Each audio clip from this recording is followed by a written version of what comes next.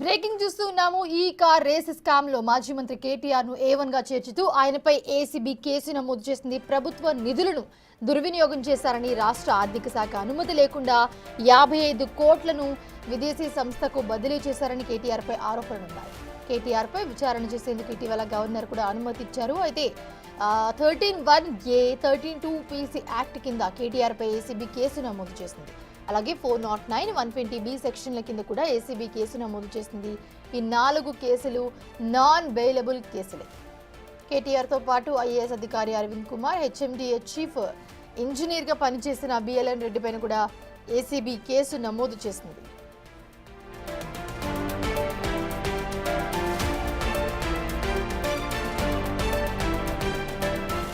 Formula ఈ car race వ్యవహారంలో ఎన్నో లొసుగులున్నట్లుగా కాంగ్రెస్ సర్కార్ గుర్తించింది. అప్పటి మంత్రి కేటీఆర్ ఆదేశాలతోనే నేరుగా నిధులు విడుదలైనట్లుగా తేలింది. ఫార్ములా ఈ రేస్ 10వ సీజన్ కోసం 110 కోట్ల రూపాయలు చెల్లించడానికి అప్పటి మున్సిపల్ శాఖ special chief secretary Arvind Kumar గతేడాది అక్టోబర్ 30న ఒప్పందం చేసుకున్నారు. ఇందులో భాగంగా 55 కోట్లను ముందుగానే విడుదల చేశారు. రేస్ నిర్వహణకు 45 కోట్లు, పన్ను చెల్లింపు కోసం 9 కోట్లు విడుదల చేశారు. ఆర్థిక శాఖ అనుమతి లేకుండానే ఈ చెల్లింపులు జరిపారు. అయితే అప్పటి మంత్రి కేటీఆర్ ఆదేశాలతోనే చెల్లింపులు చేశారని ఆయన స్పష్టంగా చెప్పారు. ఫార్ములా ఈ కార్ రేస్తో రాష్ట్ర ఆర్థిక వ్యవస్థకు 700 కోట్ల రూపాయల మేర లబ్ధి చేకూరిందంటూ కూడా కేటీఆర్ వాదిస్తున్నారు.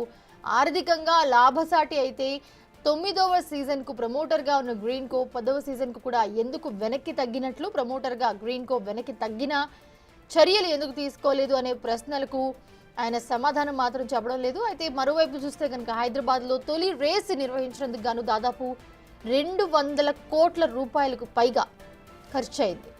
నిర్వహణ ఖర్చును ఫార్ములా ఈ సంస్థే ముందే తీసేసుకుంది. అయితే ఏదైతే కార్యక్రమం స్టార్ట్ చేసే ముందే ఈ 200 కోట్లు కూడా తీసుకుంది ఫార్ములా ఈ రేస్ సంస్థ. ఇక నెక్స్ట్ అనే సంస్థ టికెట్లు అమ్ముకుని లాభపడింది. కానీ 9వ సీజన్ నిర్వహణతో ప్రభుత్వ ఖజానాకు ఒక్క రూపాయి కూడా రాలేదని ఆర్థిక శాఖ వర్గాలు చెబుతున్నాయి. దాంతో ఖజానాకు గండిపడ్డ 55 కోట్ల రూపాయలను ఇప్పుడు ఎవరు కడతారు అనేది సమాధానం లేని ప్రశ్నగా మిగిలింది.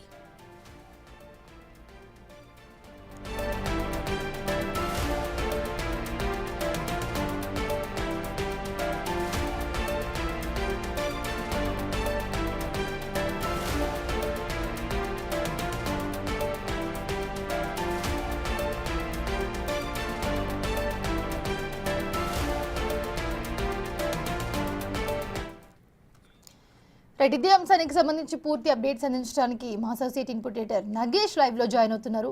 నగేష్, ఇక్కడ ఒక్కటే క్వశ్చన్ మార్క్ వినిపిస్తోంది. ఏంటంటే 55 కోట్లు ఇప్పుడు ఎవరిస్తారు?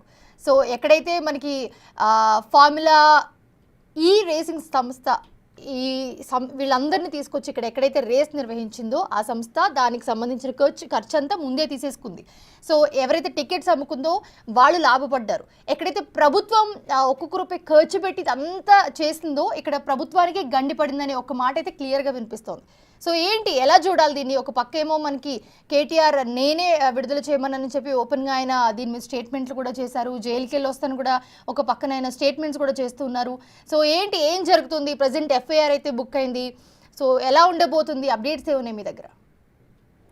అంటే ఇది తెలంగాణ స్టేట్లో సంచలనమైన కేసుగానే మారబోతుంది. ఎందుకంటే గత ప్రభుత్వాన్ని 10 ఏళ్ళు నడిపించిన మాజీ మంత్రి కేటీఆర్ని A1గా ఏసీబీ చేర్చింది FIRలో. ఎందుకంటే A1గా చేర్చడంలో కూడా కీలక పాత్ర కేటీఆర్ఏ పోషించాడని చెప్పి ఏసీబీ ప్రైమరీగా భావించిందని చెప్పచ్చు.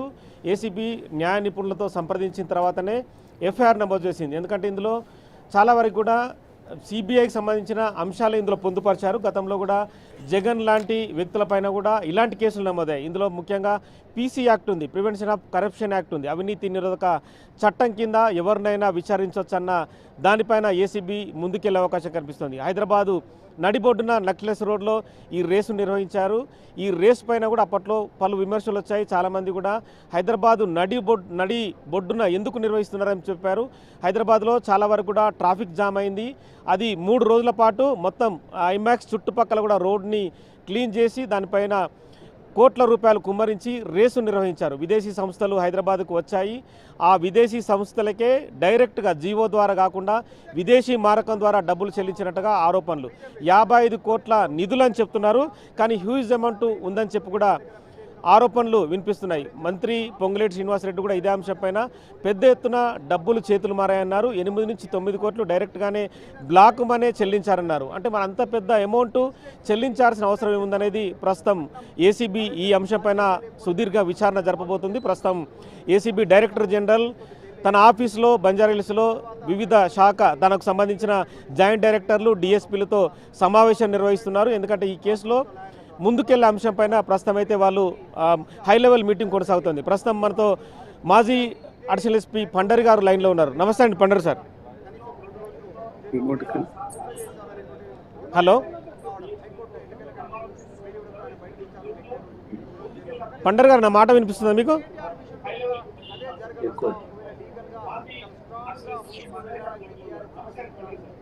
నమస్కారం. నమస్తే అండి. ఓకే సార్, నమస్తే అండి. మీ మాట వినిపిస్తుంది. ఇప్పుడు ప్రస్తుతం మాజీ మంత్రి కేటీఆర్ పైన కేసు నమోదైంది. వినిపిస్తుందండి. ఓకే, కేసు నమోదైంది, ఏసీబీ కేసు నమోదైంది. ఇందులో చాలా సెక్షన్లు ఉన్నాయి. 13(1)(a), 13(2) పీసీ యాక్ట్ 409, 120B కింద కేసు నమోదైంది. ఇదంతా కూడా అవినీతి నిరోధక శాఖ కింద కేసు వస్తుంది. మీరు కూడా ఏసీబీలో పనిచేశారు. కేసుకు సంబంధించి ఎలా ఉంటుందంటారు?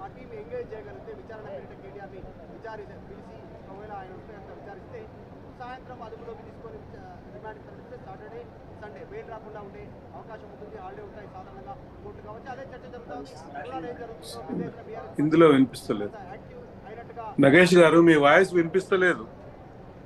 సో మొత్తానికైతే కేటీఆర్ పైన 4 సెషన్ల కింద కేసు నమోదు చేసింది ఏసీబీ. తదుపరి విచారణలో భాగంగా మాజీ మంత్రి కేటీఆర్ నివాసాల్లో అక్కడైతే ఆఫీసులో వాళ్ళ సోదాలు నిర్వహించే అవకాశం కనిపిస్తుంది. ఇప్పటికే దాదాపుగా ఇందులో అరవింద్ కుమార్, మాజీ MAUD principal secretary Arvind Kumar A2గా ఉన్నారు. అలాగే ఇందులో కంపెనీ అంటే ఎవరైతే ఈ హెచ్ఎండిఏకి సంబంధించిన ఇంజనీర్ బిఎల్ఎన్ రెడ్డిని కూడా ఇందులో ఇన్వాల్వ్మెంట్ చేస్తూ అక్యూజ్డ్గా ఏసీబీ చూపిస్తుంది. ఇక ఇందులో ఈ కార్ రేసుకు సంబంధించిన కూడా విదేశీ కంపెనీని కూడా ఇందులో పార్ట్గా చేశారు. పూర్తి ఎఫ్ఐఆర్ని అయితే బయటకు ఏసీబీ పంపించలేదు. కేవలం కొన్ని పాయింట్స్ను మాత్రమే బయటకు పంపించిన పరిస్థితి. ఇది దాదాపుగా 5 నుంచి 6 పేజీల ఎఫ్ఐఆర్ని తయారు చేసినట్టుగా తెలుస్తుంది. క్లియర్గా ఇది ప్రివెన్షన్ ఆఫ్ కరప్షన్ యాక్ట్ కింద కేసు నమోదు చేసి తదుపరి విచారణకు వెళ్ళే ఏదైతే అంశం ఉందో అంశానికి సంబంధించిన Vijay Kumar high level meeting జరుపుతున్నారు. గతంలో కూడా అక్రమాస్తులకు సంబంధించి అవినీతి నిరోధక శాఖ కేసులకు సంబంధించి కూడా పెద్ద ఎత్తున టీంలు రంగంలోకి దిగి రైడ్లు నిర్వహించేవారు. కానీ మామూలుగా బిఎన్ఎస్ చట్టం చెప్తున్న ప్రకారం మొదట 41A కింద నోటీస్ ఇచ్చి ముందుకు వెళ్ళాలి. 41A కింద నోటీసు ఇవ్వడం ద్వారా వాళ్ళ నుంచి ఎటువంటి సమాధానం వస్తుందనేది కూడా ఖచ్చితంగా దర్యాప్తు సంస్థ చూస్తుంది. కోర్టులు కూడా ఇదే అంశాన్ని అడుగుతాయి. ప్రస్తుతం మనతో పండరి గారు ఉన్నారు. గతంలో ఏసీబీలో పనిచేశారు, మాజీ అడిషనల్ ఎస్పీగా పనిచేశారు. నమస్తే అండి పండరి గారు. నమస్కారం. అవినీతి నిరోధక చట్టం కింద కేసు నమోదైంది. మామూలుగా ఏసీబీలో కేసు నమోదైతే అధికారుల అంటే ఇందులో దాడులు నిర్వహిస్తారా, లేదంటే మొదట నోటీస్ ఇచ్చి విచారించే అవకాశం ఉంటుందా?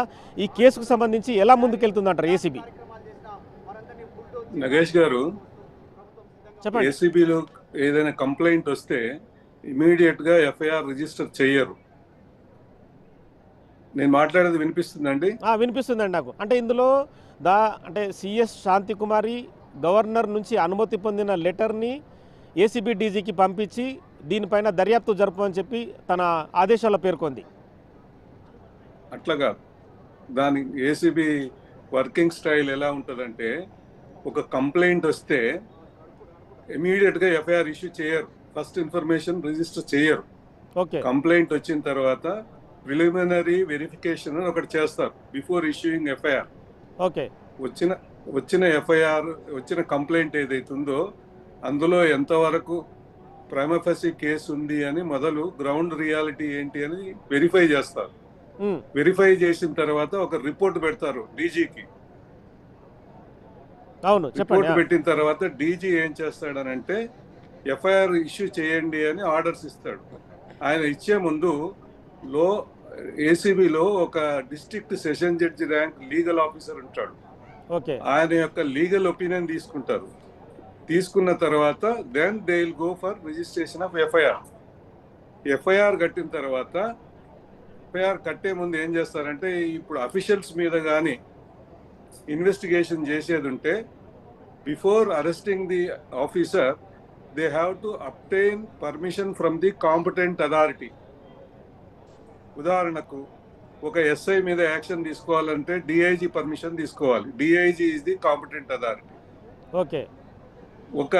ఒక ఎమ్మెల్యే కానీ, ఒక మినిస్టర్ కానీ, ఒక సీఎం కానీ వాళ్ళ మీద ఎఫ్ఐఆర్ కట్టాలనంటే ఆ కన్సర్న్ స్టేట్ గవర్నర్ తో రిటర్న్ పర్మిషన్ తీసుకోవాలి. అవును, ఈ కేసులో గవర్నర్ పర్మిషన్ పొందింది ప్రభుత్వం. గవర్నర్ పర్మిషన్ పొందింది కాబట్టి ఎఫ్ఐఆర్ ఇష్యూ అవుతుంది. అవును, ఎఫ్ఐఆర్ ఇష్యూ కాగానే ఇమీడియట్లీ అరెస్ట్ ఉండదండి. 41 సిఆర్పిసి ఉండదండి ఎమ్మటే. ఇప్పుడు ఇది ప్రభుత్వానికి సంబంధించింది. మంత్రి గారు ఇచ్చినటువంటి ఆదేశాల ప్రకారం ఇందులో విదేశాల నుంచి డబ్బు దుర్వినియోగమైంది అని ఆరోపణ అంటున్నారు తమరు. కరెక్టేనా? కరెక్టే. 55 కోట్ల రూపాయల నిధులు ఏదైతే ఉందో ఒక జీవో ద్వారా కాకుండా విదేశీ మారకం ద్వారా చెల్లింపులు జరిపినట్టుగా ప్రభుత్వం కొంత ఇన్పుట్స్ తీసుకున్న తర్వాతనే గవర్నర్కు ఫైల్ను పంపింది. దెన్ ఇప్పుడు ఇక్కడ ఒకటి ఏంటంటే, ఒక మంత్రి గారు ఒక జీవో ఇష్యూ చేయాలన్నా, ప్రభుత్వం ద్వారా ఒక జీవో ఇష్యూ చేయాలన్నా, లేకపోతే ఒక ఆర్డర్ ఇష్యూ చేయాలన్నా, ఒక ఆర్డర్ని ఎగ్జిక్యూట్ చేయమనాలన్నా క్యాబినెట్లో పెడతారండి. మొదలు సబ్జెక్ట్ని క్యాబినెట్ మీటింగ్లో పెట్టి క్యాబినెట్ మీటింగ్లో రెజల్యూషన్ పాస్ చేస్తారు. దాన్ని బిజినెస్ రూల్స్ ఆఫ్ సెక్రటేరియట్ అని అంటారు. అవును, ఆ బిజినెస్ రూల్స్ ఆఫ్ సెక్రటేరియట్ ప్రకారంగా క్యాబినెట్లో కానీ రెజల్యూషన్ పాస్ అయితే దాన్ని క్వశ్చన్ చేసే అధికారం ఎవరికీ లేదండి.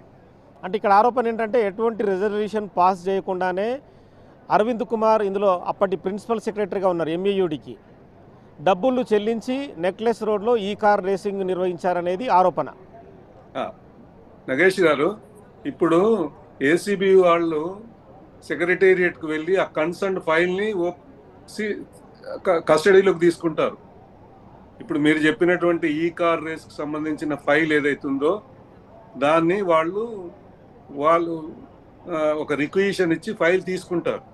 తీసుకొని ఇప్పుడు నేను చెప్పానే ఏసీబీ ఆఫీసులో ఒక district session judge rank officer ఉంటాడని, ఆయన దగ్గరికి వెళ్ళి వెరిఫై చేయిస్తారు దీన్ని ఎంతవరకు లీగల్గా ఈయన ఇచ్చినటువంటి ఈ ప్రిన్సిపల్ సెక్రటరీ ఎవరైతే ఉన్నారో ఆయన ఆదేశానుసారం ఇన్ని కోట్ల రూపాయలు మంజూరు అయినాయని చెప్తున్నారు కదా, అది ఎక్కడనో నోట్ ఫైల్ వేరే ఉంటుందండి.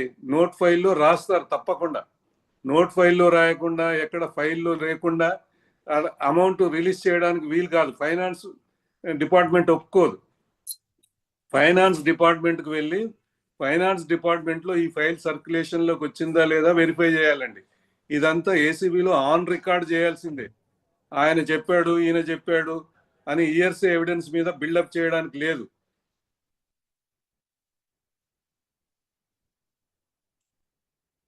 విదేశీ మార్గం ద్వారా చెల్లించినట్టుగా CS Shantikumari ACB DG Vijay Kumar రాసిన లేఖలో పేర్కొంది. రైట్ అండి, మీరు అన్నారు 1 by 1 పారాగ్రాఫ్ మాట్లాడతాను.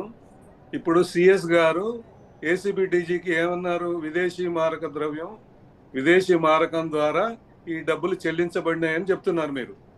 దానికి వీళ్ళు ఏం చేయాలనంటే ఆ కన్సర్న్డ్ ప్లేస్ కి వెళ్ళి ఈ ఇండియా నుంచి వచ్చినటువంటి ఫండ్స్ ని, ఉదాహరణకు కాలిఫోర్నియా నుంచి ఫండ్స్ మారినాయి అనుకుందాం, వీళ్ళు కాలిఫోర్నియాకు ఫిజికల్ గా వెళ్ళాలి. ఏసీబీ నుంచి ఒక ఆఫీసర్ వెళ్ళి ఏదైతే ఆఫీస్ నుంచి ఇండియా హైదరాబాద్ నుంచి ఫండ్స్ ఏదైతే కాలిఫోర్నియాలో ఉన్నటువంటి ఏజెంట్కు ట్రాన్స్ఫర్ చేశారో ఇక్కడ ఇండియా నుంచి వచ్చినటువంటి డబ్బు అక్కడ పార్క్ అయిందా లేదా చూస్తారు.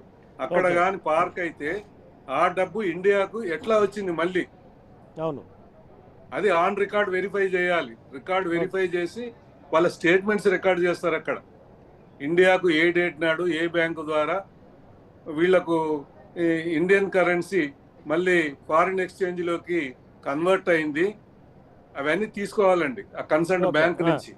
Okay okay. దెన్ అక్కడికి వెళ్ళిన తర్వాత కాలిఫోర్నియా, ఉదాహరణ కాలిఫోర్నియా నుంచి మార్పిడి అయింది అనుకుందాం.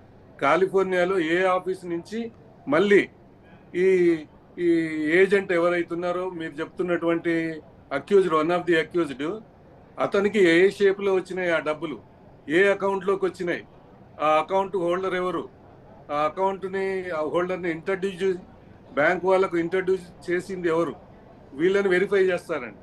ఆ అకౌంట్ ఎట్లా మళ్ళీ అక్కడి నుంచి డైవర్ట్ అయింది, ఇవన్నీ ఎస్టాబ్లిష్ చేయాల్సి ఉంటుంది ఇన్వెస్టిగేటింగ్ ఆఫీసర్, ఏసీబీలో ఉన్న ఇన్వెస్టిగేటింగ్ ఆఫీసర్. ఆ తర్వాతనే ఎస్టాబ్లిష్ అయినాకనే 41A కింద నోటీస్ ఇష్యూ చేస్తారు. Okay sir. నోటీస్ ఇష్యూ చేసినంత మాత్రాన అరెస్ట్ చేయాలని ఏం లేదండి. నోటీస్ ఇష్యూ చేసినాక అతను స్టేట్మెంట్ రికార్డ్ చేస్తారు. స్టేట్మెంట్ రికార్డ్ చేసిన తర్వాత దాన్ని మళ్ళీ క్రాస్ వెరిఫై చేస్తారు. క్రాస్ వెరిఫై చేసిన తర్వాత ప్రైమా ఫేసి కేసు ఉందనంటే అప్పుడు అరెస్ట్ చేస్తారు. ఓకే అండి. సార్ మీరు కొంచెం లైన్లో ఉండండి సార్. మన ఏసీబీ మాజీ డీజీ పూర్ణచంద్రరావు గారు లైన్లో ఉన్నారు. నమస్తే అండి సార్. నమస్కారం అండి. సార్ మీరు సుదీర్ఘకాలం ఏసీబీ డీజీగా పనిచేశారు. ఇది హై ప్రొఫైల్ కేసు ఇది, ఎందుకంటే రాజకీయ పార్టీలకు సంబంధించిన అంశం ఇది. ప్రస్తుతం కాంగ్రెస్ పార్టీ ప్రభుత్వంలో ఉంది. మాజీ మంత్రి కేటీఆర్ పైన ఈ ఫార్ములా రేసుకు సంబంధించి కేసు నమోదైంది. మామూలుగా జనరల్గా అథారిటీస్ ఎలా ముందుకెళ్తారు, డీజీగా మీరు బాస్గా ఉన్నారు కాబట్టి మీకున్న అనుభవం ఏంటి, అంటే ఇట్లాంటి హై ప్రొఫైల్ కేసులు వచ్చినప్పుడు ఎలా ముందుకెళ్ళే అవకాశం ఉంటుంది? ముందుగానండి పొలిటికల్ కరప్షన్ బాగా ఎక్కువైపోయింది మన దేశంలో, మన తెలుగు రాష్ట్రాల్లో. అధికారులు కూడా ఎట్లా తయారయ్యారంటే సెక్రటేరియట్లోంచి ఇష్టానుసారంగా నిధుల బదలాయింపు చేయటం కానీ, కాంట్రాక్ట్లు సరైనటువంటి ప్రొసీజర్స్ ఫాలో కాకుండా కాంట్రాక్ట్లు కావాల్సిన వాళ్ళు కట్టబెట్టడం కానీ విపరీతంగా తయారైపోయింది. 1991 లిబరలైజేషన్ వచ్చినాక మన దేశంలో సంపద పెరిగింది. సంపద పెరిగిందంటే ధనికులు పెరిగిపోయారు. మనకి 91లో ఒక బిలియనీర్ ఉంటే మనకి ఇప్పుడు 2023, 24 కల్లా 167 మంది బిలియనీర్లు తయారయ్యారు. 167 మంది. అవును సార్. అంటే బిలియనీర్ల ఆస్తి ఎంత ఉందంటే చెప్తానండి, పాయింట్ చెప్తాను. బిలియనీర్ల ఆస్తి ఎంత ఉందంటే 167 మంది మన దేశం ప్రజల ఆస్తిలో 3వ వంతు ఉంది. అందువల్ల ప్రతి వాడు కూడా కరప్ట్ అవుతున్నాడు. విపరీతమైనటువంటి కరప్షన్. యాంటీ కరప్షన్ బ్యూరోలో ఉండి డీల్ చేసిన కేసులు ఏంటంటే హై ప్రొఫైల్ కేసెస్ కన్నా మనం ఎంప్లాయీస్ ఒక క్లాస్ 1 కేటగిరీ, గ్రూప్ 1 కేటగిరీ బిలోనే చేయటం జరిగింది. ఎందుకంటే బాగా కంప్లైంట్స్ వస్తాయి, వాళ్ళ మీద చర్య తీసుకోవడానికి అవకాశం ఉంది. అవును. హై లెవెల్ కరప్షన్ కి మనకి రావట్ల. హై లెవెల్ కరప్షన్ మామూలు ఎంప్లాయీస్ అంతా చేసే కరప్షన్ ఒక ఎత్తు అయితే, హై లెవెల్లో మంత్రులు కానీ, మరి సెక్రటేరియట్ లో ఉన్నటువంటి అధికారులు కానీ, కొన్ని డిపార్ట్మెంట్స్ హెచ్ఓడీలు కానీ చేసే కరప్షన్ కోటాను కోట్లు ఉంటుంది. అందువల్ల ఇటువంటి హై ప్రొఫైల్ కరప్షన్ కేసు రావటం, మరి విన్నదాన్ని బట్టి దీనిలో ఎంతో కొంత నిజం ఉందనేటువంటి అభిప్రాయం కూడా కలుగుతుంది మీడియా ద్వారా. నాకు సోర్స్ లేదు కాబట్టి, యాక్చువల్ డాక్యుమెంట్స్ నేను చూడలేదు కాబట్టి, మన పండర్ గారు చెప్పినట్టు సిస్టమేటిక్ గా ఇన్వెస్టిగేషన్ చేయాల్సి ఉంటుంది. సిస్టమేటిక్ ఇన్వెస్టిగేషన్ లేట్ అయినా, అరెస్టులు లేట్ అయినా కానీ నిర్ధారించడం వల్ల ఉపయోగం ఏంటంటే, ఆయన చెప్పినట్లు ఖచ్చితంగా ఈ శిక్షలు పడేటువంటి అవకాశం ఉంది. అట్లా కాకుండా ఇన్వెస్టిగేషన్ లో అరెస్ట్ ఒకటే పరమావధిగా కనుక ఇన్వెస్టిగేషన్ సాగితే అసలు డెప్త్ ఆఫ్ ఇన్వెస్టిగేషన్ ఉండదు. సో ఈ మార్పు మంచిదే. ఇటువంటి కేసెస్ ఏసీపీ డీల్ చేయటం, ఏసీపీ శాయశక్తుల 100% కష్టపడి ఇటువంటి కేసెస్ కనుక సాల్వ్ చేసినట్లయితే చిల్లర కరప్షన్ చేసే వాళ్ళకి ఖచ్చితంగా భయంగా ఉంటుంది. సమాజంలో మంచి మార్పుకి నాంది పలుకుతుందని చెప్పి, తెలంగాణలో ఖచ్చితంగా మంచి మార్పులు వస్తాయని చెప్పి నేను అనుకుంటున్నాను. అంటే మామూలుగా ఇందులో 31 క్లాజ్ 1, అలాగే A13 clause 2 PC act 409 120B కింద ఎఫ్ఐఆర్ నమోదు చేశారు. మామూలుగా మీరు చూసే ఉంటారు, అంటే మీరు 2-3 ఏళ్ళు పనిచేశారు, మీరు డైరెక్టర్ జనరల్గా కూడా ఉన్నారు. అంటే ప్లాన్ ఆఫ్ యాక్షన్ ఎలా ఉంటుంది, అంటే మీకు ఉన్న అనుభవం ప్రకారం చెప్పండి. మన పండర్ గారు చెప్పినట్టే దీనికో స్పెషల్ ఇన్వెస్టిగేషన్ టీం ఫామ్ చేసుకుని, ఆ టీం ద్వారా చేయాల్సిన వర్క్స్ అంతా 1 by 1 లిస్ట్ చేసుకుని డిఫరెంట్ టీమ్స్ తయారై చేయాల్సిన పని చేస్తాయి. సెర్చెస్ కావాలంటే సెర్చెస్ చేసేస్తారు. ఎక్కడ ఏ రికార్డ్స్ కావాలో సీజ్ చేస్తారు. బయట నుంచి ఇన్ఫర్మేషన్ కావాలంటే స్వయంగా టీమ్స్ పంపి కానీ, లేకపోతే వివిధ మార్గాల్లో కూడా మనం ఇన్ఫర్మేషన్ తెచ్చుకునే మార్గాలను అవలంబిస్తారు, తీసుకుంటారు. ప్రైమా ఫేసీ మెటీరియల్ సరిపోయినట్టుంటే అరెస్టులు కూడా చేస్తారు. ప్రైమా ఫేసీ అరెస్ట్కి మెటీరియల్ ఉంటే చాలు, అరెస్ట్ చేయడానికి పెద్ద ఇదేం కాదు. ఇవాళ రేపు చేయటానికి కూడా అవకాశాలు ఉంటాయి. ఓకే, ఇందులో అరవింద్ కుమార్ ఐఏఎస్ అధికారి కూడా ఉన్నారు. ఆల్రెడీ డిఓపిటి కింద ప్రభుత్వం అనుమతి ఇచ్చిందని చెప్పి కూడా తెలుస్తుంది. అంటే శాంతికుమార్ గారు రాసిన లెటర్లో కూడా అదే అంశం ఉందని మనకు సమాచారం. ఎవరున్నా కానీ కేసు ఒక్కసారి రిజిస్టర్ అయినాక వ్యక్తి యొక్క స్థాయిని చట్టం చూడదు. చట్ట ప్రకారం అతను నేరం చేశాడా లేదా అనేదే చూస్తుంది. మీరు అన్నట్టు కొన్ని ఈ మధ్య పీసీ యాక్ట్ అమెండ్మెంట్ చేయటం వల్ల ఈ పర్మిషన్స్ కాంపిటెంట్ అథారిటీ పర్మిషన్ తీసుకోవాల్సి వస్తుంది. కాబట్టి మరి ఆ కాంపిటెంట్ అథారిటీ ఒక్కొక్క స్థాయి గల వ్యక్తికి, మంత్రులకి గవర్నర్ ఉంటాడు కాబట్టి గవర్నర్, అలానే వివిధ స్థాయిల్లో వ్యక్తులకి ఆ కన్సర్న్ కాంపిటెంట్ అథారిటీ నుంచి పర్మిషన్ తీసుకున్నారు. వాళ్ళు they are starting the process, they are going as per the rules. Governor నుంచి పర్మిషన్ తీసుకొని శాంతికుమార్ గారికి లెటర్ వచ్చింది. శాంతికుమార్ గారు డైరెక్టర్ జనరల్ విజయ్ కుమార్ గారికి పంపించారు. తదుపరి ఎఫ్ఐఆర్ నమోదైంది. మామూలుగా చాలా టీములు రంగంలోకి దిగి సర్చెస్ చేయడానికి ఆస్కారం ఏమైనా ఉంటుందా ఇందులో? ఎందుకంటే గ్రౌండ్ ఎవిడెన్స్ని మీరు సేకరిస్తుంటా అంటారు కదా రెగ్యులర్గా. అవును, వాళ్ళకు ఉన్న ఎవిడెన్స్ ని బట్టి చేస్తారు. వాళ్ళకు ఉన్న మెటీరియల్ బట్టి, కావాల్సిన దాన్ని బట్టి వాళ్ళు చేయవచ్చు. అది that is the again ball is in the court of ACB. The IOs and ACB chief will be deciding that as per the norms ప్రకారం వాళ్ళు చేస్తారు, యాజ్ పర్ ది ప్రొసీజర్. మరి సెర్చెస్ అవసరం అయితే చేస్తారు. ఆల్రెడీ రికార్డెడ్ ఎవిడెన్స్ ఉందనుకోండి, so recorded evidence చాలంటే అంతవరకు వాళ్ళు చూస్తారు. But they can go for any kind of action. విదేశీ మారకం నుంచి డబ్బులు అందాయనేది ఆరోపణ. అంటే విదేశీ మారకం నుంచి యూటర్న్ ద్వారా మనీ అయిందంటారా, లేదంటే సూట్ కేసులు కంపెనీ అనేది క్రియేట్ చేసి అక్కడ నుంచి యూటర్న్ చేయడానికి కూడా అవకాశం ఉంటుంది? అంటే ఈ కేసులో మీకున్న అనుభవం ప్రకారం ఎలా విదేశీ మారకం ద్వారా టర్న్ అయిందని మనం అనుకోవచ్చు? నాకు కరెక్ట్ గా చెప్పలేనండి. యాక్చువల్ గా మీరు యూటర్న్ అనేది ఇప్పుడే వింటున్నా. మరి నేను పేపర్లో కూడా బహుశా పైన చదవటం వల్లనేమో ఆ విషయం నేను గమనించలేదు. థ్యాంక్ యూ సార్, మీరు మాకు అందుబాటులోకి వచ్చినందుకు. ఓకే సార్ పండర్ గారు, నగేష్ చెప్పండి. ఇందులో విదేశీ మారకం అనేది ఇందులో ప్రధానంగా వినిపిస్తుంది. గతంలో జగన్ అక్రమాస్తులకు సంబంధించి కూడా యూటర్న్ ద్వారా మనీ సప్లై జరిగిందని చెప్పి కూడా ఆరోపణలు. అంటే కొంతమంది సూట్ కేస్ కంపెనీలని క్రియేట్ చేసి మనీని డైవర్ట్ చేస్తూ మళ్ళీ వెనక్కి రప్పించుకునే క్రమం ఉంటుంది. సో సేమ్ ఇలాంటి అంశమే ఇందులో వెలుగులోకి వస్తుంది. ఇప్పుడు విదేశీ మారకం అనే సమస్య ఎప్పుడైతే వస్తుందో, మీరు 55 కోట్లు అంటున్నారు. 55 కోట్ల కంటే పైన కూడా ఉండొచ్చు అనేది మంత్రి గారు చిట్చాట్లు చెప్పారు, పొంగులేటి శ్రీనివాసరెడ్డి గారు. ఒక మాట చెప్తున్నా, ఒక వ్యక్తి ఒక ఆర్థిక సంవత్సరంలో $7,000 కన్నా 7 లక్షల రూపాయల కన్నా ఇండియన్ కరెన్సీని US డాలర్స్ కింద కన్వర్ట్ చేసే అధికారం ఉంది. Of and below 7 lakhs Indian కరెన్సీని, ఉదాహరణకు మీరు US లో ఉన్నారు, నేను ఇండియా నుంచి మీకు డబ్బులు పంపాలంటే 7 లక్షల రూపాయల వరకు పంపొచ్చు, కన్వర్ట్ చేయొచ్చు. నామినల్ ఛార్జెస్ ఉంటాయి. 7 లక్షల రూపాయలు కానీ దాటి నేను ఇండియా నుంచి విదేశాలకు కానీ US డాలర్స్ కన్వర్షన్ కానీ చేస్తే ఇమీడియట్లీ అది ఇన్కమ్ ట్యాక్స్ డిపార్ట్మెంట్ కు ఇన్ఫర్మేషన్ వెళ్ళిపోతుంది. ఈవినింగే ఇవాళ చేస్తే ఇవాళ ఈవినింగే వెళ్ళిపోతుంది, ఆఫీస్ అవర్స్ తర్వాత. అప్పుడు వాళ్ళు ఏం చేస్తారంటే అబ్జర్వేషన్ లో పెడతారు, ఈ డబ్బులు ఎక్కడి నుంచి ఎక్కడికి పోతున్నాయని. మీరు 7 లక్షల రూపాయలు ఎక్కడ, 55 కోట్లు ఎక్కడ, ఇండియా నుంచి 55 కోట్ల రూపాయలు కానీ పోతే వాళ్ళ నెట్వర్క్ లో ఇమీడియట్ గా వెళ్ళిపోతుంది. అది ఒకసారి ఇన్కమ్ ట్యాక్స్ డిపార్ట్మెంట్ లో కానీ కేసు రిజిస్టర్ అయితే ఇమీడియట్లీ అది ఎన్ఫోర్స్మెంట్ డైరెక్టరేట్ ఈడీకి కూడా వెళ్ళిపోతుంది.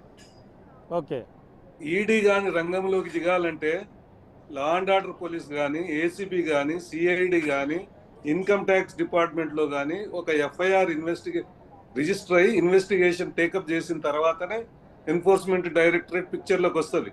ఈ సబ్జెక్టు ఇప్పుడు నేను చెప్పిన డిపార్ట్మెంట్ వాళ్ళు ఎవ్వరు ఎఫ్ఐఆర్ ఇష్యూ చేయకుండా, ఇన్వెస్టిగేషన్ చేయకుండా డైరెక్ట్ గా ఎన్ఫోర్స్మెంట్ డైరెక్టరేట్ రావడానికి వీలు లేదు. ఓకే. ఇప్పుడు ఏం చేస్తారంటే ఇన్కమ్ ట్యాక్స్ డిపార్ట్మెంట్ వాళ్ళు ఎన్ఫోర్స్మెంట్ డైరెక్టరేట్ కు వీళ్ళు చేసినటువంటి ఎఫ్ఐఆర్ ని ఇట్లా 55 కోట్ల రూపాయలు తెలంగాణ స్టేట్ గవర్నమెంట్ తెలంగాణకి నుంచి తెలంగాణ స్టేట్ గవర్నమెంట్ నుంచి అమెరికాలో ఉన్న ఫలానా XYZ అనే కంపెనీకి US$ కన్వర్షన్ అయిపోయింది, దాంట్లో మేము ఎఫ్ఐఆర్ ఇష్యూ చేశాము అని ఎన్ఫోర్స్మెంట్ డైరెక్టరేట్కి ఎఫ్ఐఆర్ కాపీతో పాటు ఒక ఇన్ఫర్మేషన్ పంపిస్తే వాళ్ళు అప్పుడు రిజిస్టర్ చేసుకుంటారు అక్కడ కేసుని, చేసుకొని ఇన్వెస్టిగేషన్ టేకప్ చేస్తారు. ఇప్పుడు ఇందులో ఒక ఏసీబీనే కాదు, ఇన్కమ్ ట్యాక్స్ ఉంది, ఎన్ఫోర్స్మెంట్ డైరెక్టరేట్ ఉంది, ఈ 3 వింగ్లు వస్తాయి ఇందులో. ఎఫ్ఐఆర్ ఇష్యూ చేసినంత మాత్రాన ఎమ్మటే 41 CRPC లో నోటీస్ ఇచ్చి A1 A2 3ని ఇమీడియట్ గా కస్టడీలోకి తీసుకొని రిమాండ్ పంపిస్తే 24 గంటలలో బయటకు వచ్చేస్తారు వాళ్ళు. ఎందుకంటే ప్రైమా ఫేసి కేసు ఎక్కడ ఎస్టాబ్లిష్ కాలేదు కదా. అవును, ఇవాళ ఎఫ్ఐఆర్ ఇష్యూ అయింది అనుకోండి, 24 hours లో ఏమి వీళ్ళ దగ్గర ఆన్ రికార్డ్ అరెస్ట్ చేయగానే బెయిల్ మూవ్ చేస్తారు. బెయిల్ మూవ్ చేస్తే కౌంటర్ అని చెప్పి ఇన్వెస్టిగేటింగ్ ఆఫీసర్ కు కౌంటర్ ఫైల్ చేయమని పీపీ ద్వారా నోటీస్ వస్తుంది. కౌంటర్ లో రాయాలి కదా ఈయన ఆన్ రికార్డ్, ఈయన ఇట్లా అవినీతికి పాల్పడ్డాడన్నది ఎస్టాబ్లిష్ చేసినట్టు ఏమైనా డాక్యుమెంటరీ ఎవిడెన్స్ ఉండాలి కదా. డాక్యుమెంటరీ ఎవిడెన్స్ లేకుండా ఊరికనే సిఎస్ గారు కంప్లైంట్ ఇచ్చిండ్రు, గవర్నర్ పర్మిషన్ ఇచ్చిండ్రు, డీజీ గారు ఎఫ్ఐఆర్ కట్టమన్నారు కాబట్టి నేను అరెస్ట్ చేస్తున్నా అంటే కుదరదండి. ఓకే, ప్రతి అంటే ఎఫ్ఐఆర్ రిజిస్టర్ కాగానే ఆ ఇన్వెస్టిగేటింగ్ ఆఫీసర్, ఇది హై ప్రొఫైల్ కేసు కాబట్టి కనీసం ఒక ఐపీఎస్ ఆఫీసర్, ఐజీనో ఎస్పీనో, minimum SP to DIG or IG rank వాళ్ళు ఇన్వెస్టిగేటింగ్ ఆఫీసర్ ఉంటారు. వారి కింద డిఎస్పీలు అడిషనల్ ఎస్పీలు అసిస్ట్ చేస్తారు. సో వీళ్ళు ఒక ప్లాన్ ఆఫ్ యాక్షన్ తయారు చేసుకుంటారు. ప్లాన్ ఆఫ్ యాక్షన్ తయారు చేసుకొని నేను చెప్పినానే లీగల్ అడ్వైజర్ అని డిస్ట్రిక్ట్ సెషన్ జడ్జి ఉంటాడు ఆఫీస్ లో అని, మా ఆఫీస్ లో ఆయనకు పంపిస్తే ఆయన లీగల్ వెట్టింగ్ చేస్తాడు. ఎస్, ఈ లైన్ ఆఫ్ యాక్షన్ లో ఈ ఇన్వెస్టిగేషన్ టేకప్ చేయవచ్చు, లేకపోతే సవరణలు ఏమన్నా ఉంటే ఆయన చెప్తాడు. దాన్ని డీజీకి ఫార్వర్డ్ అయిపోతుంది. డీజీ గారు దాన్ని ఎస్ అన్న తర్వాతనే ఇన్వెస్టిగేషన్ స్టార్ట్ అవుతుంది. అంతవరకు ఏం చేయడానికి లేదు. లా అండ్ ఆర్డర్ పోలీసులో కనుక రోడ్డు మీద పోతుంటే భుజం చేసి యూఆర్ అండర్ అరెస్ట్ అని తీసుకుపోయి లాకప్ లో పెట్టడానికి లేదండి. ఏసీబీలో అవునన్నా, కేసు ఉందన్నా, కేసు లేదన్నా డాక్యుమెంటరీ ఎవిడెన్స్ తో ప్రూవ్ అయితేనే చేయొస్తుంది, లేకపోతే చేయనికి రాదండి. దెన్ కేసు చార్జ్ షీట్ వేసే ముందు కానీ అరెస్ట్ చేసే ముందు కానీ మళ్ళీ ఇన్ఫర్మేషన్ ఇస్తారండి.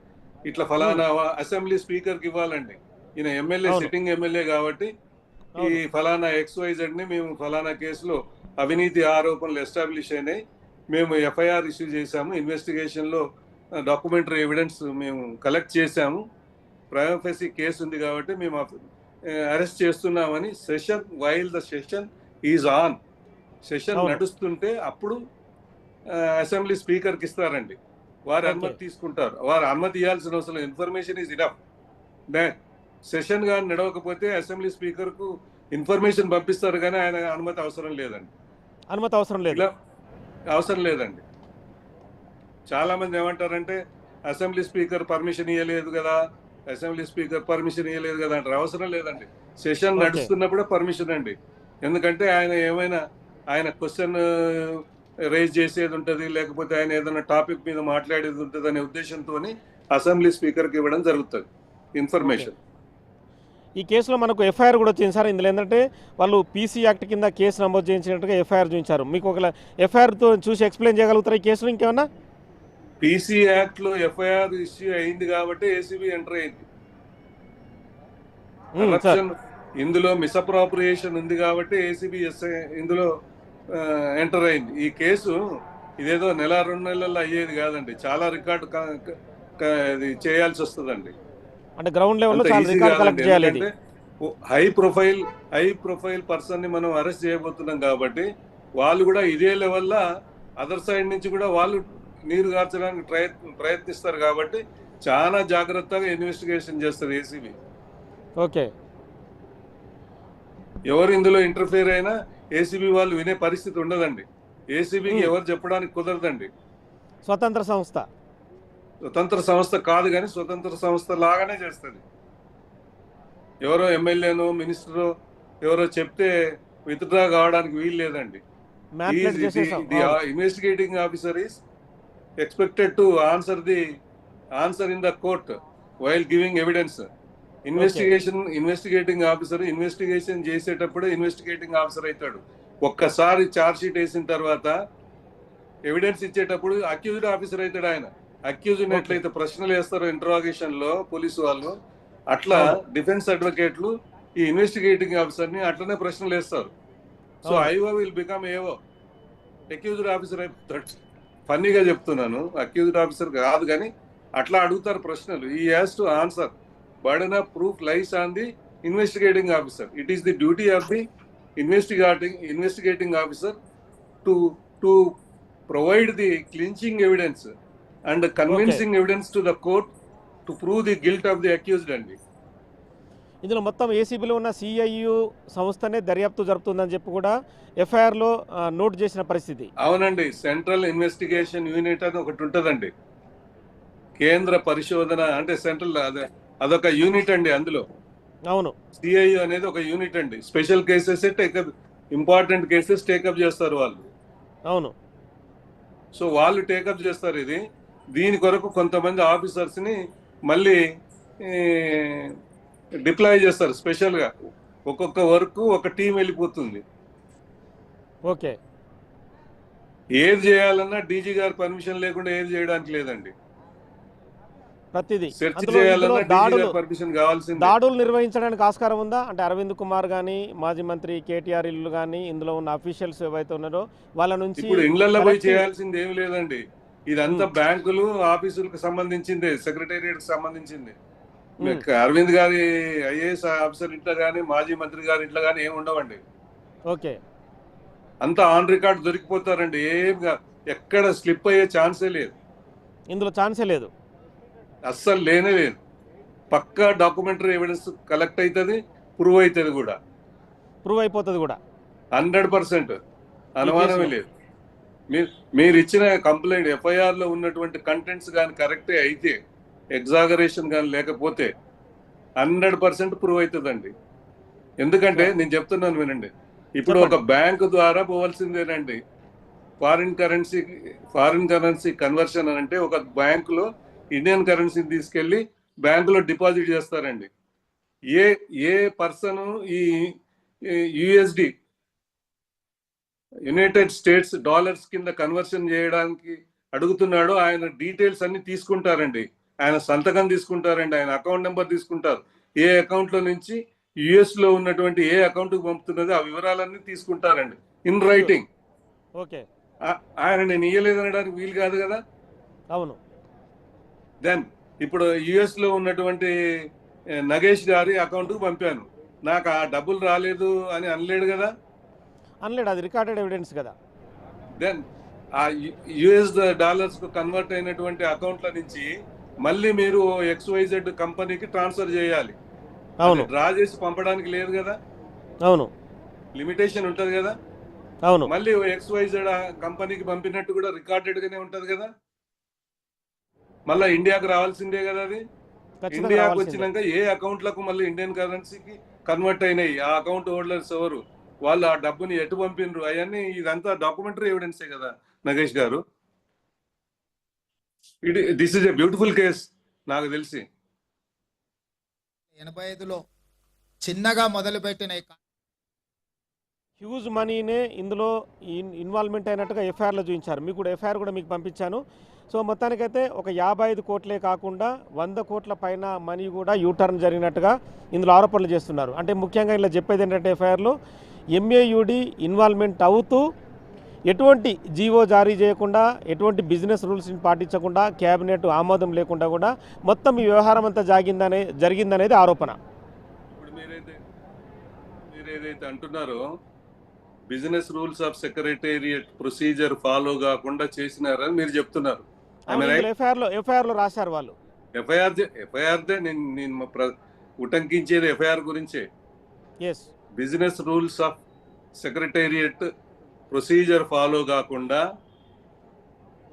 క్యాబినెట్ మీటింగ్ లో రెజల్యూషన్ పాస్ చేయకుండా, అవును, బడ్జెట్ అఫీషియల్ గా రిలీజ్ చేయకుండా, చేయకుండా ఒక జీవో ఇష్యూ చేయకుండా చేసినారు అని మొదలు వీళ్ళు డాక్యుమెంటరీ ఎవిడెన్స్ కలెక్ట్ చేయాలి. అవును, హైదరాబాద్ లో సెక్రటేరియట్ కు పంపించే టీం వాళ్ళు చేయాల్సిన పనిది. అవును, అది చేసిన తర్వాత దెన్ ఇంకొక టీము యుఎస్కి వెళ్ళిపోతుందండి. ఓకే. ఈ ఈ కేసులో కూడా ఈ కేసులో పోవాలండి, ఖచ్చితంగా. తప్పకుండా పోవాల్సిందే. పోకపోతే ఎట్లా ఎస్టాబ్లిష్ అవుతుంది? ఇప్పుడు కాలిఫోర్నియాలో నగేష్ అనే వ్యక్తి ఒక XYZ కంపెనీని నడుపుతున్నాడు అని వీళ్ళు ఎస్టాబ్లిష్ చేయాలి కదా.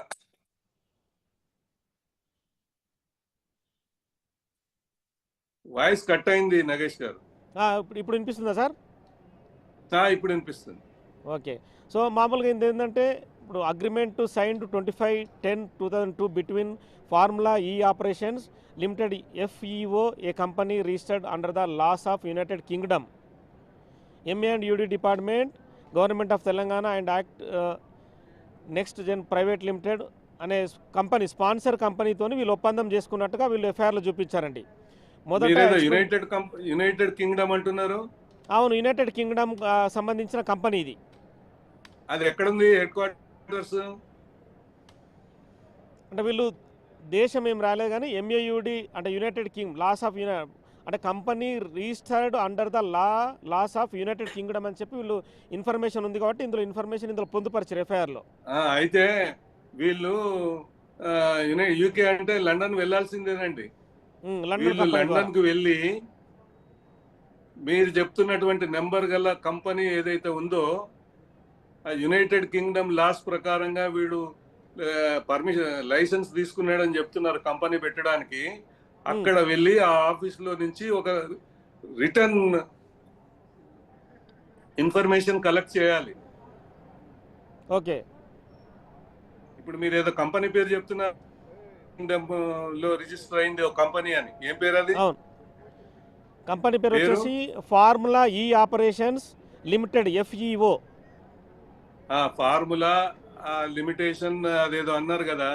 అవును, ఆ FEO కంపెనీ యునైటెడ్ కింగ్డమ్ లో ఎక్కడ రిజిస్టర్ అయింది అన్నది వీళ్ళు పోయి అక్కడ రిజిస్టర్ వాళ్ళ స్టేట్మెంట్ రికార్డ్ చేయాలి. వాళ్ళు పర్మిషన్ ఇచ్చినటువంటి కాపీని కూడా కలెక్ట్ చేయాలి. మొదట 12 కోట్లు చెల్లించినట్టుగా 11/2/2023 రోజున 12 కోట్లు చెల్లించినట్టుగా ఆ స్పాన్సర్ కంపెనీకి ఇందులో పొందుపరిచారు. 11 కోట్ల రూపాయలు ఇండియన్ కరెన్సీలో ఇచ్చినారా లేకపోతే ఫారిన్ కరెన్సీలోనే? ఫారిన్ అని అంటే USD లో ఇచ్చినారా, గ్రేట్ బ్రిటన్ పౌండ్స్ లో ఇచ్చినారా? గ్రేట్ అంటే యునైటెడ్ కింగ్డమ్ లో ఏ రూపాయలు చెల్లింపులు అయితే వాటి ద్వారా చెల్లింపులు జరిగినాయి. మీరు ఒక మాట బ్రదర్, ఒక మాట చెప్పండి. మీరు US అంటున్నారు, మళ్ళీ గ్రేట్ బ్రిటన్ అని అంటున్నారు. యునైటెడ్ కింగ్డమ్ సంబంధించిన స్పాన్సర్ కంపెనీది. మరి దాని ఆఫీస్ US లో ఉందా, UK లో ఉందా? UK లోనే ఉంది. UK లో అంటే అది బ్రిటిష్ గ్రేట్ బ్రిటన్ పౌండ్స్ లో కన్వర్ట్ చేయాలి మళ్ళీ ఈ డబ్బుని. ఇప్పుడు అర్థమైంది.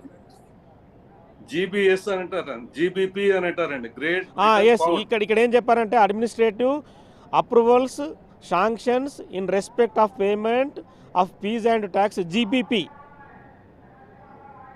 GBP అంటే గ్రేట్ బ్రిటన్ పౌండ్ అండి. ఎస్, GBP దానిలో 110 కోట్లు మొత్తం చెల్లింపులు జరిపారు. 110 కోట్లు. ఇంత పూర్వం 55 అన్నారు, ఇప్పుడు మళ్ళీ 110 అంటే ఇందులో ఎఫ్ఐఆర్లో పొందుపరిచిన అంశాలు మీకు చెప్తున్నా. For undertaking other ancillary works or conduct in the event including but not limited to civil works and municipal services the amount totalling of 160 crores. ఓవరాల్గా ఈ కార్ రేసింగ్ నిర్వహించడానికి 160 కోట్లు ప్రభుత్వం ధనం వృధా అయిందనేది ఎఫ్ఐఆర్లు అన్నారు. 110 కోట్లు ఆ కంపెనీకి చెల్లించారు. అదేనండి. ఇప్పుడు ఇక్కడ 3 ఉన్నాయండి మీరు చెప్పినవి. ఎస్ నగేష్ గారు, 3 ఆస్పెక్ట్స్ ఉన్నాయి తమరు చెప్పిన దాంట్లో. ఒకటి, ఆ కంపెనీకి 110 కోట్లు చెల్లించిందని అంటున్నారు. అవును. నెంబర్ 2, మున్సిపల్ అడ్మినిస్ట్రేషన్ చెల్లించిందని అంటున్నారు. అవును, ఓవరాల్గా వచ్చి 160 కోట్ల ఖర్చు జరిగింది అక్కడ. వినండి దయచేసి. తర్వాత చెప్పండి. సివిల్ వర్క్స్ చేయడానికి కాంట్రాక్టర్ కు వేరే చెల్లింపులు జరిగినాయి. అమౌంట్స్ అవును, 3 రకాల చెల్లింపులు జరిగినాయి ఇందులో ఇందులో 3 రకాలు. ఎస్ కదా. అవును. ఇప్పుడు ఏసీబీ వాళ్ళు ఏం చేయాలనంటే, ఏసీబీ ఉదాహరణకు 3 టీంలు ఫామ్ చేసుకుని 4 టీంలు ఫామ్ చేయాలండి. దీంట్లో ఒకటి అవును. సెక్రటేరియట్ లో ఉన్నటువంటి ఫైల్స్ వెరిఫై చేయడానికి ఒక టీము. Number 2 okay. ఈ సివిల్ వర్క్ ఎగ్జిక్యూట్ చేసినటువంటి కంపెనీ ఏదైతే ఉందో ఆ కంపెనీకి వెళ్ళి ఆ ఫైల్స్ సీజ్ చేయాలి. ఓకే. అదొక టీం వెళ్తుందండి. ఓకే. మూడోది మున్సిపల్ అడ్మినిస్ట్రేషన్ లో వాళ్ళు పర్మిషన్లు ఇవ్వడానికి వాళ్ళు కొంత కలెక్ట్ చేశారు కదా డబ్బు. ఎస్. అక్కడ ఏ హెడ్ కింద డబ్బు ఎవరికి అలాట్ అయింది, అమౌంట్ ని డిపాజిట్ చేశారు, ఆ డీటెయిల్స్ కలెక్ట్ చేయడానికి ఒక టీం కావాలండి. ఓకే. ఒక టీము లండన్ కు వెళ్ళాలండి. ఓకే. లండన్ లో ఈ XYZ కంపెనీ ఏదో చెప్తున్నారు కదా మీరు, ఎస్ ఎస్ FEO. అది ఏ డేట్ నాడు ఎవడు అప్లై చేసినాడు, ఎస్. దానికి హెడ్ క్వార్టర్స్ ఎక్కడుంది, ఓకే. దాని బ్రిటన్ లో ఉన్నటువంటి బ్యాంక్ ఏ బ్యాంకులో అకౌంట్ ఉంది, దాని నెంబర్ ఎంత, అకౌంట్ హోల్డర్ ఎవరైతున్నారో ఆఫీషియల్ ఆథరైజ్డ్ సిగ్నేటరీ ఎవడు, అతన్ని కూడా ఇన్వెస్టిగేట్ చేయాలి ఈ కేసులో. అతన్ని కూడా ఎగ్జామ్ చేయాల్సి వస్తుందండి. సార్ ఒక 2 పాయింట్లు చదువుతారు, ఒకసారి వినండి సార్. పండరి గారు చెప్పండి. ఒక 2 పాయింట్స్ చదువుతాను. The MCHMDA in the reference 7th above while enclosing the relevant record has informed the government and the HMDA have noticed the following grave lapses. ఇక్కడ ఏంటంటే a total payment of 54 crores 88 lakhs was paid to FEO and other in gross violation of established procedure. The approval of the competent authority in concurrence with finance department was not obtained. దీనికి explain చేయండి sir ఈ పదానికి, ఎందుకంటే 55 కోట్ల రూపాయలు unofficial గా చెల్లింపులు ఇప్పుడు ఏం చేస్తారంటే మీరు అన్నది 55 కోట్ల రూపాయలు ఇవ్వడానికి ఫైనాన్స్ డిపార్ట్మెంట్ అనుమతి లేకుండా, ఫైనాన్స్ డిపార్ట్మెంట్ వారి యొక్క ఆదేశాలు పర్మిషన్ లేకుండా డబ్బు డ్రా చేసిండ్రు. ఎస్.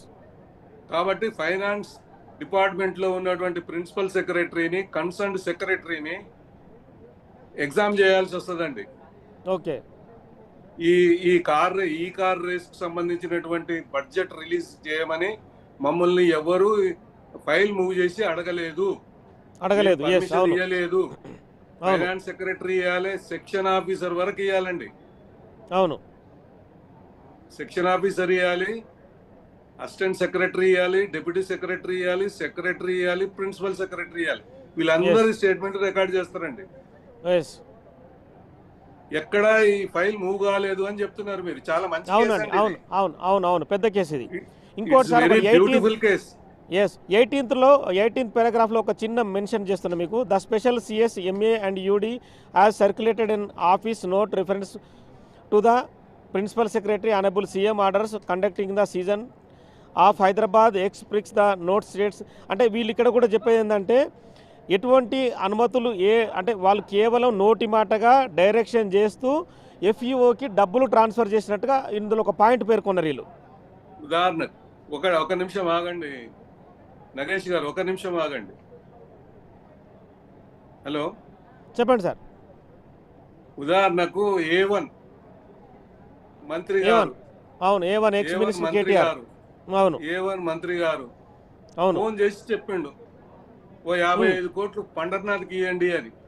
ఎస్ అవును. అంతే కదా మీరు చెప్పదలుచుకుంది?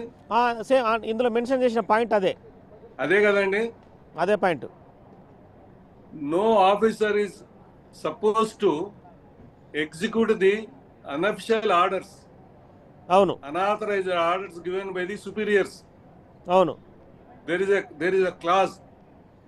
ఉదాహరణకు ఒక ఇన్స్పెక్టర్ ఉన్నాడు, లా అండ్ ఆర్డర్ ప్రాబ్లం అవుతుంది, ఫైర్ అని ఫైల్ చేయడానికి లేదండి.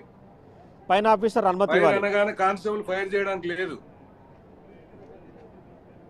అది అనాథరైజ్డ్ ఆర్డర్ అవుతుంది. దానికి ఆ ఇన్స్పెక్టర్ లయబుల్ అవుతాడు. కాల్చిన కానిస్టేబుల్ తో పాటు ఆర్డర్ ఇచ్చినటువంటి ఆఫీసర్ కూడా లయబుల్ అవుతాడు. ఆయన చెప్పిండు కాబట్టి నేను ఇచ్చిన అంటే కుదరదండి. ఇట్లా ఇక్కడ కూడా ఒక మంత్రి గారు చెప్పిండ్రు ఓరల్ గా కాబట్టి నేను ఇచ్చిన అని నోట్ ఫైల్లో రాస్తాడండి. ఈయన అవును కన్సర్న్ సెక్రటరీ గారు రాసి ఉంటారు అవును. నాకు తెలిసి. అవును రాయకుండా రిలీజ్ చేయడానికి లేదు. ఆయన అవును. ఓవరాల్ గా చెప్పిండు కాబట్టి నేను ఇచ్చిన అంటానికి లేదండి. అవును ఉదాహరణకు నేను చెక్ ఇవ్వకుండా బ్యాంక్ మేనేజర్ ఫోన్ చేస్తాబ్బా, ఫలానా వాడు వస్తున్నాడు, ఆయనకు ఒక 5 లక్షల రూపాయలు ఇయ్యి, నేను తర్వాత వచ్చి చెక్ ఇస్తా అని. ఇస్తారా అండి? అవును ఇస్తారా అండి? ఇవ్వకూడదు కదా, ఇవ్వకూడదు. ఇవ్వరు కదా. ఇస్తే మేనేజర్ లయబుల్, క్యాషియర్ లయబుల్. అవును ఆమె రైట్. ఎస్ అట్లనే ఏదైతే ఫైనాన్స్ డిపార్ట్మెంట్ కంకరెన్స్ లేకుండా, అవును అంటే వారి అనుమతి లేకుండా డబ్బులు పంచిపెట్టారో, ఇది it is a beautiful case. నేను చెప్తున్నా కదా, ఏసీబీ చరిత్రలో ఈ కేసు ఓ పెద్ద కేస్ స్టడీ కింద నిలిచిపోతుందండి చరిత్రలో. సంచలనంగా బ్యూటిఫుల్ ఉంటుంది. కేసు. కాకపోతే మన వాళ్ళు తొందరపడి ఏదో అధికారుల ఉన్నతాధికారుల మెప్పు కొరకు అరెస్ట్కి పోయింది అనుకోండి, నేనే కానీ ఉండుంటే అరెస్ట్ చేయనండి. ఓకే 6 నెలలైనా అరెస్ట్ చేయనండి. దర్యాప్తు అరెస్ట్ సాగిస్తారు మీరు. చేయకపోతాడండి ఆయన. అవును అరెస్ట్ దేనికండి చేసేది? అవును 1 దేశం విడిచిపోతాడని, 2 అరెస్ట్ చేయకపోతే విట్నెస్ లను ఇన్ఫ్లుయెన్స్ చేస్తాడని. ఈ 2 కారణాలేనండి. అవును రెండే కారణాలు ఇడ. ఈ 2 కారణాల వల్లనే అరెస్ట్ చేస్తామండి ఒక వ్యక్తిని. లేకపోతే అరెస్ట్ చేయాల్సిన అవసరం లేదు. అయిన దానికి కాని దానికి అరెస్ట్ చేయగానే చూసింది కదా బయటకు వచ్చేస్తారు. అవును అట్లాగా పక్కా ఎవిడెన్స్ పెట్టాలండి. ఏసీబీలో ఎవరో చెప్పినారు, ఫోన్ చేసి చెప్పినారు అని చెప్పి అరెస్ట్ చేయరండి. నువ్వు చెప్పినా చేయరాదు. ఓకే ఎందుకంటే రేపు ఆ officer is liable. Yes sir, ఇంకొకటి ఇందులో సెక్షన్స్ ఒక్కసారి మీకు వినిపిస్తాను నేను. 7265 by ACB CIU 2024 dated 18/12/24 DGACB Telangana. I registered a case in crime number 12 by RCO CIU ACB by 24 by under section 13 clause 1 clause A read with 13 clause 2 of the Prevention of Corruption Act 1988 as amendment of in 2018 and section 409 read with 120B IPC and took up the investigation. దీన్ని కొంచెం explain చేయండి మీరు. అది అవినీతి ఆరోపణలు ఉన్నప్పుడు చేసే సెక్షన్లు అండి అవి. ఇందులో అవినీతి జరిగిందని చెప్పి కంప్లైంట్ వచ్చింది. దాని ఆమె ఇచ్చిన మేడం ఇచ్చిన సిఎస్ గారు ఇచ్చినటువంటి కంప్లైంట్ కంటెంట్స్ మీద ఆ సెక్షన్లు వేశారండి. ఓకే ఆ సెక్షన్లతో పాటు ఇంకా కొన్ని సెక్షన్లు వేయవచ్చు, వేసిన సెక్షన్లను కూడా తగ్గించవచ్చు. చార్జ్ షీట్ వేసే టైం వరకల్లా ఇన్వెస్టిగేషన్ చేస్తుంటే ఇంకా ఇంకా ఇంకా మిస్అప్రాప్రియేషన్ ఏమేమో వెళ్తాయండి బయటికి. ఓకే ఫ్రాడే కాకుండా మిస్అప్రాప్రియేషన్ కూడా వస్తుందండి. ఓకే సో ఇలాంటి కేసులో మామూలుగా సిఐయు అంటే మామూలుగా మీరు గత కొన్నేళ్ళుగా చూస్తున్నారు. సిఐయు అంటే గత కొన్ని రోజులుగా కొన్ని ఇన్పుట్స్ని సేకరించి వాళ్ళు దాడులు కూడా నిర్వహిస్తారు. అలాంటి దాడులు నిర్వహించడానికి అవకాశం ఏమైనా ఉంటుందా? అంటే బేసికల్గా కొంత గ్రౌండ్ ఎవిడెన్స్ కావాలనుకున్నప్పుడు. ఇప్పుడు ఇంట్లో ఎవరి మీద దాడి చేయాలి వీళ్ళు మీ అంచనా ప్రకారం? అంటే మామూలుగా ఇందులో అంటే ఈ వ్యవహారంలో వాళ్ళ ఇంట్లో ఏమైనా డాక్యుమెంట్స్ ఉన్నాయా, లేదంటే నిధుల చెల్లింపుకు సంబంధించి ఏమైనా పేపర్స్ ఉన్నాయా? ఈ చెల్లింపు అవసరం లేదండి. ఇప్పుడు ఈ A1 A2 A3 ఇండ్ల మీద పోయి రైడ్ చేయాల్సిన అవసరం లేదండి.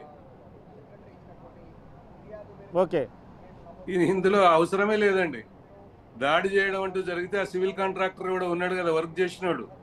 అవును వాడు 50 కోట్ల వర్క్ ఎంతో చేసిండు అన్నారు కదా. అవును ఇందులో చేశాడు. అది అసలు ఎన్ని కోట్ల వర్క్, ఎంత చేసిండు, మరి ఎవరెవరికి ఎంత వారు సమర్పించుకున్నారు వాళ్ళు మెయింటైన్ చేస్తారండి. ఇప్పుడు ఉదాహరణకు సారా డిపో ఉంది, ఓకే ఓకే బ్రాండ్ షాప్ ఉంది. వీళ్ళు మామూలు ఇస్తే ఎవరెవరు ఏ ఆఫీసర్కి ఎంత ఇచ్చింది రాసుకుంటారండి. ఓకే అట్లనే ఈ వర్క్ ఎగ్జిక్యూట్ చేసేటప్పుడు ఇంజనీర్లకు ఏఈకి ఎంత ఇచ్చిండ్రు, డిఈకి ఎంత ఇచ్చిండ్రు, ఎగ్జిక్యూటివ్కి ఎంత ఇచ్చిండ్రు, ఎస్సీకి ఎంత ఇచ్చిండ్రు, సిఈకి ఎంత ఇచ్చిండ్రు రాసుకుంటారండి వాళ్ళు.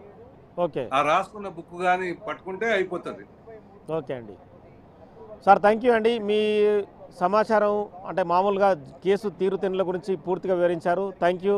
సో మొత్తానికైతే ఈ కేసు అనేది తెలంగాణ రాష్ట్ర చరిత్రలోనే సంచలనంగా మారబోతుందని చెప్పి మాజీ పోలీస్ అధికారులు అంటున్నారు. ఎందుకంటే ఒక మాజీ మంత్రి పైన కేటీఆర్ పైన కేసు నమోదవడం, ఇందులో సీనియర్ ఐఏఎస్ అధికారి ప్రస్తుతం ఎంబీయూడీలో గతంలో పనిచేసిన అరవింద్ కుమార్ పైన, అలాగే బిఎన్ రెడ్డి హెచ్ఎండిఏ సంబంధించిన ఇంజనీర్ పైన, కాంట్రాక్టర్ పైన, ఎఫ్ఈఓ యునైటెడ్ కింగ్డమ్ చెందిన కంపెనీ ఎవరైతే ఉన్నారో స్పాన్సర్షిప్ కంపెనీ వాళ్ళపైన కూడా కేసులు నమోదయ్యాయి. మొత్తానికైతే గ్రౌండ్ ఎవిడెన్స్ను సేకరించి ఈ కేసుని కీలక విషయాలు సేకరిస్తే దర్యాప్తులో మరింత ముందుకెళ్లే అవకాశం ఉంటుంది.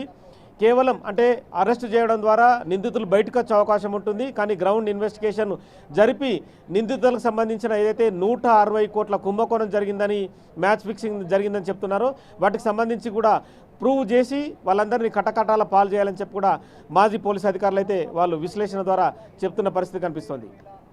Right, thanks for the updates Nagesh.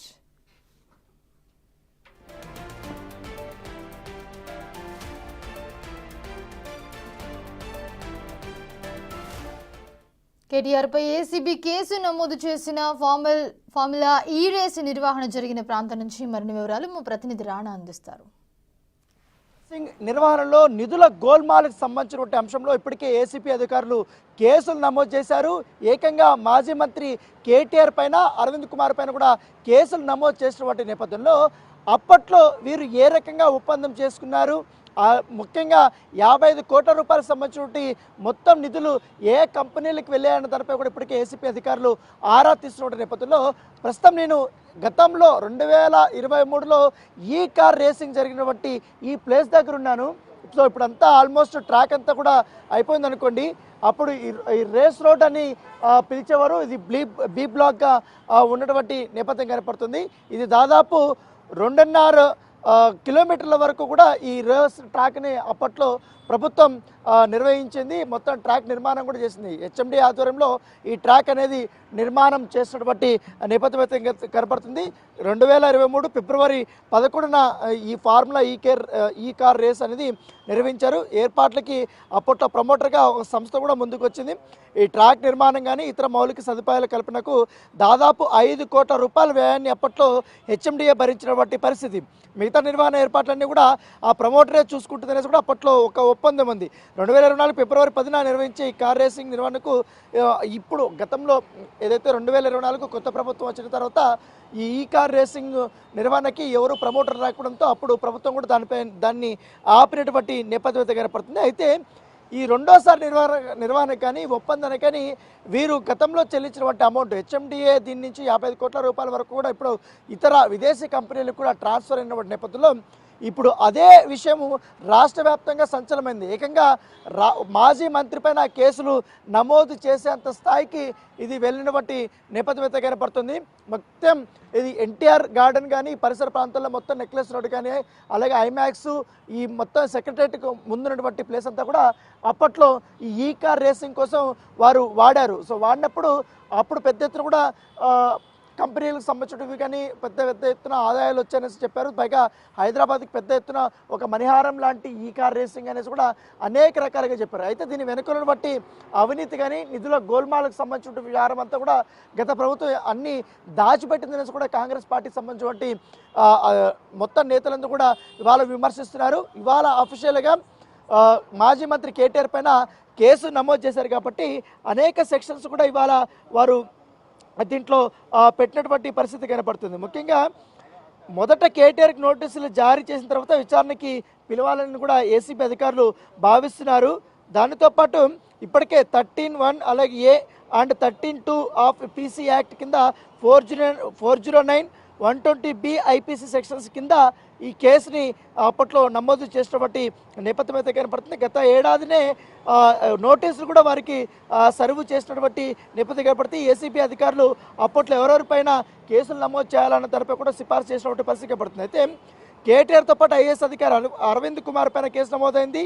Private company CEO అయినటువంటి బిఎల్ఎన్ రెడ్డి పైన కూడా ఈ కేసు నమోదు అయినటువంటి పరిస్థితి కాబట్టి ఈ కార్ 1 రేసింగ్లోనే A1గా కేటీఆర్ను ఏసీపీ అధికారులు కేసు నమోదు చేశారు కాబట్టి ఆయన పెట్టి ఇది ఒక పెద్ద సంచలనంగా మారింది. ఎందుకంటే అప్పట్లో ఈ ట్రాక్లు కానీ ఇవన్నీ కూడా నిర్వహించారు. పెద్ద అతిరథ మహారథులంతా కూడా ఇక్కడ తీసుకొచ్చారు. దీని ప్రమోషన్ కూడా చేశారు. ఏకంగా అప్పట్లో సచిన్ టెండూల్కర్ కానీ ఆ తర్వాత సినీ ప్రముఖులు కానీ వీళ్ళందరూ కూడా ఇక్కడికి వచ్చారు. దాంతోపాటు ఆనంద్ మహీంద్ర కానీ వీళ్ళందరూ కూడా ఇక్కడికి వచ్చి రేసింగ్లో వాళ్ళు తిలకించడానికి కూడా వారు వచ్చినప్పుడు నేపథ్యం కాబట్టి ఇలాంటి ట్రాక్ల్ని పూర్తి స్థాయిగా మొత్తం 2.5 కిలోమీటర్లను బట్టి మొత్తం ఈ సర్కిల్స్ అంతా కూడా అప్పుడు ఏర్పాటు చేసినటువంటి నేపథ్యం కాబట్టి సర్క్యూట్లను కూడా ఏర్పాటు చేశారు. అనేక మలుపులు కూడా పెట్టారు. సో ఈ మలుపులు తిరిగినప్పుడు అప్పట్లో మొత్తం మామూలుగానే సాటర్డే కానీ సండే కానీ ఎప్పుడన్నా ఇలాంటి మారథాన్లు నిర్వహించినా కూడా కొత్త ట్రాఫిక్ అంతా నిలిచిపోతుంది. ఈ కార్ రేసింగ్ ఎక్కువగా ఇక్కడ రద్దీ అయినటువంటి ప్లేస్, ఎందుకంటే ట్యాంక్ బండ్ నుంచి నెక్లెస్ రోడ్ నుంచి పెద్ద ఎత్తున కూడా వాహనాలు కూడా అప్పట్లో వచ్చేటివి. సో దాంతోపాటు అప్పట్లో ఈ ట్రాఫిక్ సంబంధించినటువంటి మొత్తం మలుపులు కూడా అప్పుడు తిప్పాల్సినటువంటి అవసరం వచ్చింది. సో దీనిపైన కూడా గతంలో కూడా కాంగ్రెస్ పార్టీ అనేక రకాలుగా కూడా ఫిర్యాదులు చేసింది. ఎందుకంటే ఈ కార్ రేస్ వెనకాల అనేక ఆర్థిక అవకతవకలు జరుగుతున్నాయనేసి కూడా గతంలో కూడా వారు దీనిపైన అనేక ఆరోపణలు కూడా చేశారు. ఎందుకంటే అప్పట్లో ప్రపంచవ్యాప్తంగా 13 దేశాలను ప్రధాన నగరాల్లో ఉన్నప్పటికీ తొలిసారి హైదరాబాద్కి ఈ కార్ రేసింగ్ హైదరాబాద్ని ఏర్పాటు చేసుకొని వాళ్ళు వచ్చారు. దేశంలోనే తొలిసారికి జరుగుతున్న ఈ ఫార్ములా కావడంతో అప్పుడు నిర్వహణకు ఫస్ట్ టైం ప్రమోటర్గా గ్రీన్కో సంస్థ వచ్చింది. గ్రీన్కో సంస్థ గురించి మనకు ప్రత్యేకంగా చెప్పాల్సిన అవసరం లేదు. ఆ సంస్థతో ఒప్పందం చేసుకుని ఈ హుస్సేన్ సాగర్ తీరాన ఎన్టీఆర్ గార్డెన్ చుట్టూ 7 మలుపులతో దాదాపు 2.75 కిలోమీటర్లు వచ్చే విధంగా ఈ స్ట్రీట్ సర్క్యూట్ ట్రాక్ను కూడా డిజైన్ చేసి అప్పట్లో ఏర్పాటు చేసినటువంటి నేపథ్యం ఏర్పడుతుంది. ఈ రేసును అప్పుడు ప్రభుత్వం ప్రతిష్టాత్మకంగా తీసుకుందనేసి కూడా అప్పుడు చెప్తున్నారు. అయితే ఎంత ప్రతిష్టాత్మకంగా తీసుకున్నా భారీగా ఆర్థిక అవకతవకలు జరగడం వల్ల ఇప్పుడు ఏకంగా కేసులు నమోదు స్టేజ్కి ఇప్పుడు వెళ్ళిన బట్టి నేపథ్యం అయితే కనపడుతుంది. అయితే రాష్ట్ర ఆర్థిక ప్రగతికి దోహదపడేలా రేసు నిర్వహణ తర్వాత $84 మిలియన్ వరకు, అంటే సుమారు 700 కోట్ల వరకు పెట్టుబడులు వచ్చాయనేసి కూడా అప్పట్లో ఆ ప్రభుత్వవేత్తలు చాలా గట్టిగానే చెప్పారు. ఈ ఫార్ములా ఈ ప్రిక్స్ కార్ రేసు 2024 క్యాలెండర్ను కూడా అప్పట్లో వాళ్ళు రిలీజ్ చేయడానికి ప్రయత్నించారు. అయితే రెండోసారి వాళ్ళు నిర్వహణకి అనేక రకాలుగా ప్రయత్నాలు చేసినప్పటికీ ప్రభుత్వం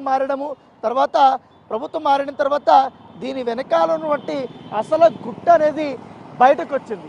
ఆ గుట్ట అనేది ఇప్పుడు ఏసీపీ అధికారుల చేతిలో ఉంది. ఎవరైతే ఇప్పుడు దీంట్లో ఇన్వాల్వ్ అయినట్టు వాళ్ళందరికీ కూడా నోటీసులు ఇవ్వబోతున్నారు. నోటీసులు ఇచ్చిన తర్వాత అరెస్టుల పరంపర ఉండబోతున్నట్టుగా మనకు సమాచారం అవుతుంది. ఎస్, కరెక్టే. ఈ కార్ రేసింగ్ రావడం అనేది పెద్ద ఎత్తున అందరికీ ఆహ్వానించదు. దాన్ని ఎవరు కూడా కాంగ్రెస్ పార్టీ సంబంధించిన నేతలు వారు వ్యతిరేకించలేదు. కాకపోతే దీని వెనకాల జరిగినటువంటి ఆర్థిక అవకతవకలు, విదేశీ కంపెనీలకి ఎటువంటి పర్మిషన్ లేకుండా, ఆర్థిక శాఖ నుంచి ఎటువంటి పర్మిషన్ లేకుండా వీరు డబ్బులు ఏ రకంగా ట్రాన్స్ఫర్ చేశారన్న దానిపై కూడా వాళ్ళు సందేహాలు లేవనెత్తుతున్నారు. బీజేపీకి సంబంధించిన వారు కూడా ఇదే సందేహాలను కూడా లేవనెత్తున్న నేపథ్యంలో అనేక ఫిర్యాదులు వచ్చిన నేపథ్యంలో ఇప్పుడు ప్రభుత్వం ఏకంగా రంగంలో దిగి దీనిపైన విచారణ చేస్తున్నటువంటి నేపథ్యం కనపడుతుంది.